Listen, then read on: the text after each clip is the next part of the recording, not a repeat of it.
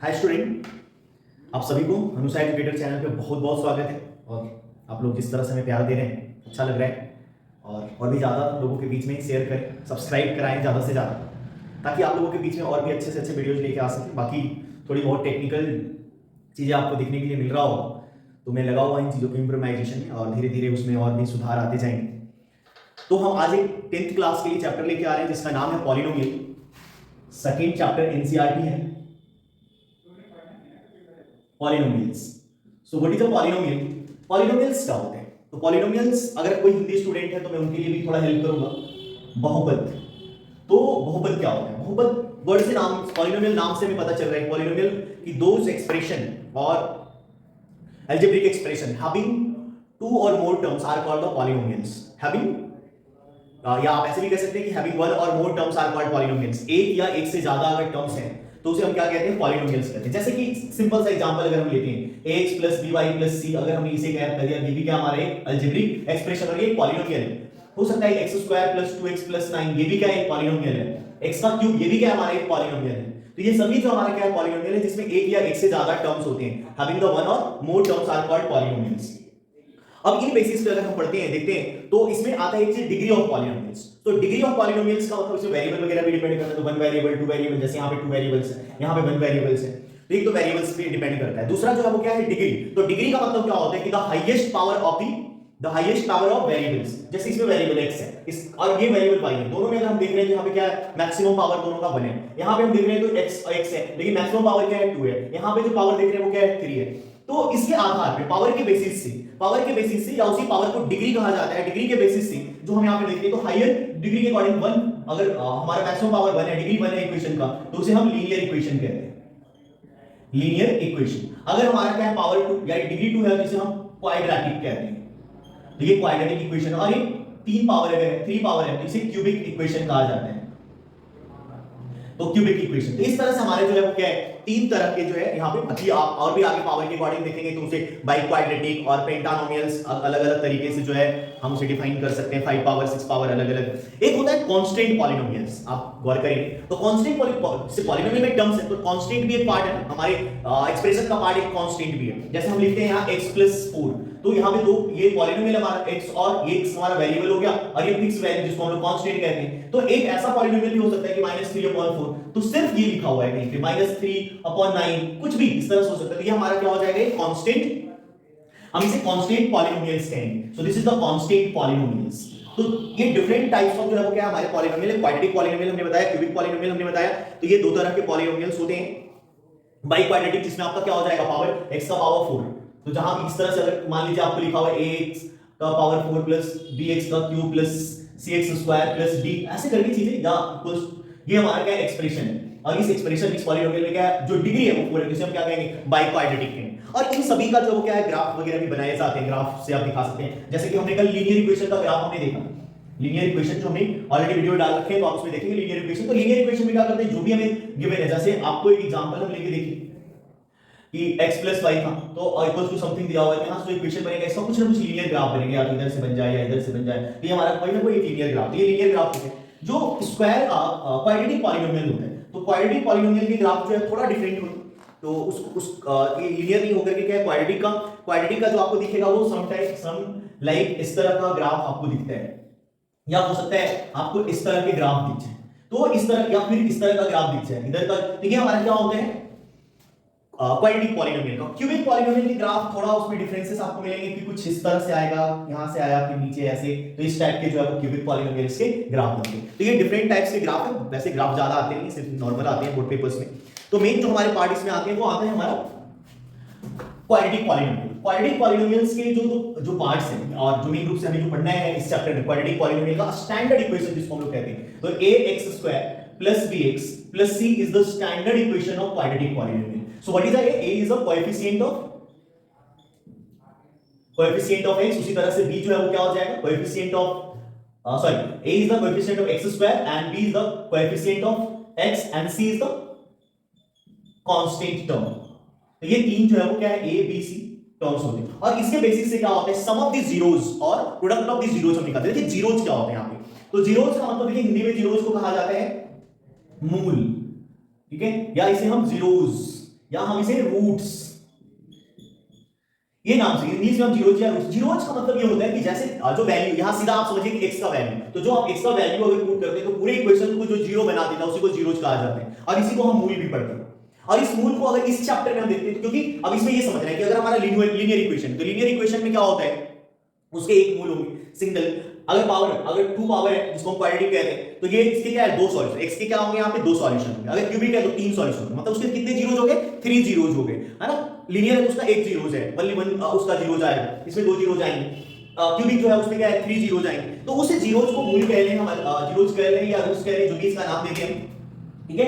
तो यहां पे जो आता है एक फार्मूला, तो उसमें कंडीशंस क्या है, sum of zeros, sum of zeros for the quadratic polynomial, sum of zeros, जिसे हम मान लेते हैं कि दो जीरो जब एक जीरो हमारा अल्फा और दूसरे को बीटा, तो अल्फा प्लस बीटा, और ये फार्मूला हो जाता है यहां से minus b upon a. That means कि माइनस के साइन के साथ क्या हो जाएगा, coefficient of x divided by coefficient of x square, कहीं कहीं पे आपको ये लिखा हुआ मिलेगा नेगेटिव साइन के साथ, coefficient of x, sorry x divided by coefficient of x square, तो इस तरह से भी लिख सकते हैं। तो ये हो गया सम ऑफ जीरोस, और यहां से आता है प्रोडक्ट ऑफ जीरोस, तो प्रोडक्ट ऑफ जीरोस में जो है वो क्या होता है, c upon a, constant term divided by a, ये प्रोडक्ट ऑफ जीरोस होता है।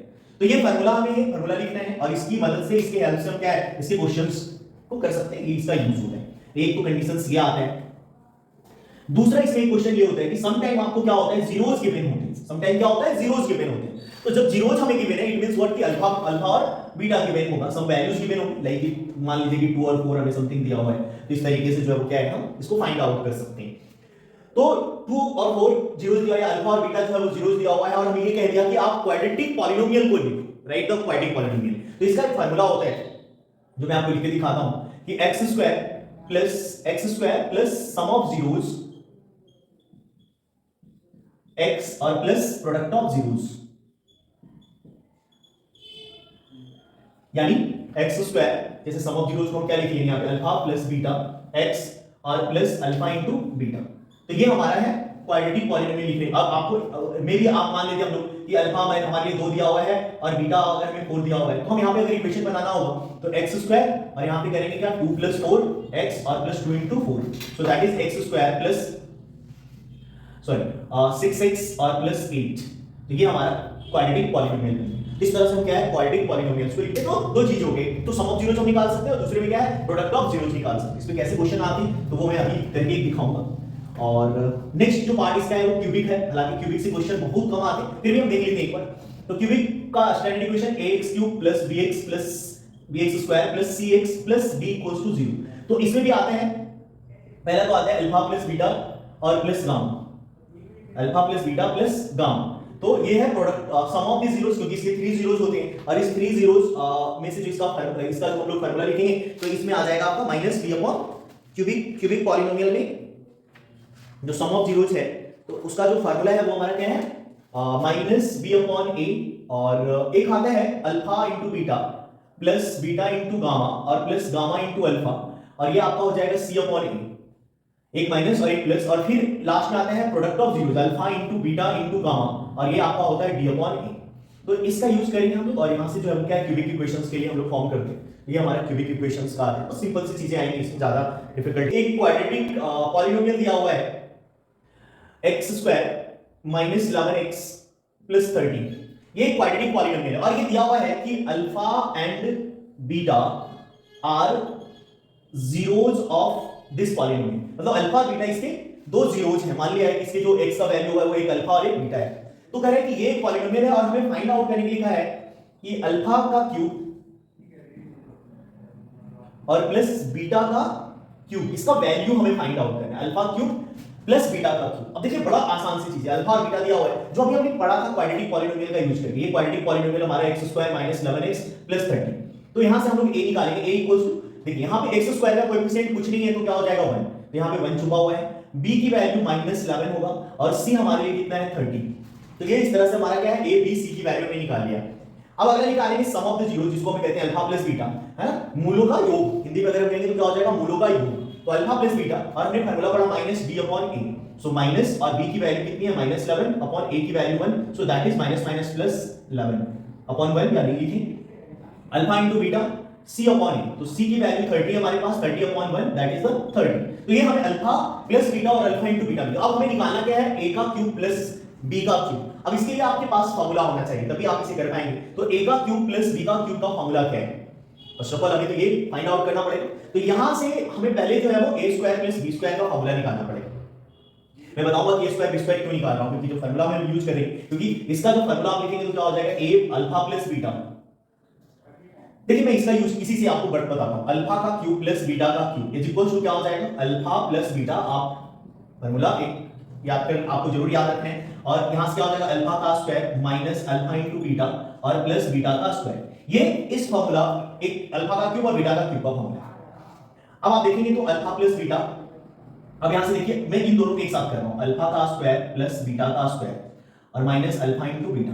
अब आपको ये बता एक फार्मूला बता रही कि a square plus b square है, तो आप इसको क्या लिख सकते हैं, आप मैं इसको लिख सकता हूं a प्लस b का होल स्क्वायर माइनस 2ab लिख सकता हूं इसको, क्योंकि अगर इसको ब्रेक करेंगे आप तो अगेन ये आ जाएगा। तो मैं इस वाले पार्ट को, जी ये अल्फा प्लस बीटा है, ये तो हमारा यहां पे है, इस वाले पार्ट को हम यहां पे क्या लिख सकते हैं, हम यहां पे लिख सकते हैं इसको अल्फा प्लस बीटा का whole square minus 2 alpha into beta, और ये माइनस का अल्फा इनटू बीटा। तो अगेन ये आपका अल्फा प्लस बीटा और ये अल्फा प्लस बीटा का होल स्क्वायर और माइनस का 3 अल्फा इनटू बीटा। ये हमारा क्या है, फार्मूला बन गया। अब हमें कुछ नहीं करना है, देखिए आपको अल्फा प्लस बीटा की वैल्यू आपके पास है ऑलरेडी, कितना है 11, तो हम यहां पे क्या करेंगे 11 ब्रैकेट में अल्फा प्लस बीटा की फिर से वैल्यू आपके पास कितना है 11 का square minus 3 into alpha into beta की वैल्यू हमारे पास कितना है 30, हम पुट करेंगे 11 इसका स्क्वायर 121 और माइनस 90 यहां पे होगा, माइनस कर लें आप यहां से, तो माइनस करने में कितना बच जाएगा 1 और 3 31, राइट। 31 को 11 से मल्टीप्लाई कर लेते हैं, 31 इनटू 11 कितना हो जाएगा 3131 मतलब 143 मतलब 341, तो ये इसका आंसर आ जाएगा। So this is the answer. तो इस तरीके की kx स्क्वायर पॉलीनोमियल दिया हुआ है -3x प्लस 2k, तो ये इस एक पॉलीनोमियल दिया हुआ है और इसमें हमें ये कंडीशन दिया हुआ है कि यहाँ पे अल्फा बीटा जो इसके जीरोज हैं, ठीक है, alpha and betas are the zeros of this polynomial, alpha and betas are the zeros of this polynomial and such that alpha plus beta is equals to alpha into beta. ये दिया हुआ है, ये हमें given है। तो क्या करना है, फाइंड वैल्यू ऑफ k। तो आपको k की वैल्यू क्या करना है, निकालना है। तो कंडीशन दिया हुआ है कि alpha and beta are the zeros of this polynomial, given polynomial kx square minus 3x plus 2k and such that alpha plus beta is equals to alpha into beta, मतलब अल्फा प्लस बीटा जो है वो बराबर है किसके, alpha into beta. तो हमें k का वैल्यू क्या करना है, फाइंड आउट करना है। अब देखिए आपके सामने ये कंडीशन जो गिवन है, हमें कंडीशन है इसका यूज करते हैं, अल्फा प्लस बीटा। अब जो गिवन इक्वेशन उसके अकॉर्डिंग आप देखेंगे a इक्वल्स टू क्या हो जाएगा k, b इक्वल्स टू क्या होगा -3, c का वैल्यू कितना है 2, क्लियर। अब इसके अकॉर्डिंग अल्फा प्लस बीटा अगर हम पुट करें तो अल्फा प्लस बीटा क्या हो जाएगा -b अपॉन a, और यहां से अल्फा इनटू बीटा क्या हो जाएगा c अपॉन a। अब गौर करेंगे तो a से a क्या हो जाएगा, कैंसिल आउट होगा, तो बच गया क्या हमारे पास -b, माइनस और b की वैल्यू कितना है -3 इज इक्वल्स टू c कितना है हमारे लिए, सॉरी मैंने यहाँ पे c का वैल्यू क्या हमने गलत लिखा, यहाँ पे थोड़ा सा हमने मिस्टेक कर दिया, यहाँ पे एक सेकंड। तो यहाँ पे क्या हो जाएगा, अल्फा प्लस बीटा जो हमारे लिए क्या है, alpha plus beta minus b upon a equals to हो जाएगा यहाँ से c अपॉन a, ठीक है। मैंने यहाँ कैंसिल नहीं कर रहा हूँ, हालांकि कैंसिल कर भी सकते हैं, बट यहाँ पे माइनस b, तो माइनस और b की वैल्यू हमारे पास कितना है माइनस का 3 अपॉन में a कितना हमारे लिए k is equals to c की वैल्यू कितनी है हमारे लिए 2, तो 2 अपॉन में और यहां से 2k, सॉरी c का वैल्यू कितना है 2k, तो यहां पे हमने 2k लिखा और a की वैल्यू अगेन कितना है k, तो k से k क्या हो गया कैंसिल आउट, और उसके बाद यहां से हम देखेंगे माइनस माइनस प्लस का 3 इज इक्वल्स टू 2k, और यहां से k अगर हम निकालते हैं कितना आ जाएगा 3/2। तो इस तरीके से जो आपको सम कंडीशंस गिवन होगा और उसके हिसाब से जो क्या होता है हमें k की वैल्यू फाइंड आउट करनी होती है। तो इस तरह से 2-3 तरह के क्वेश्चन इसमें आते हैं, तो आप मेन बेसिक्स पे आप फोकस करें और बाकी चीजें क्लियर हो जाएगा।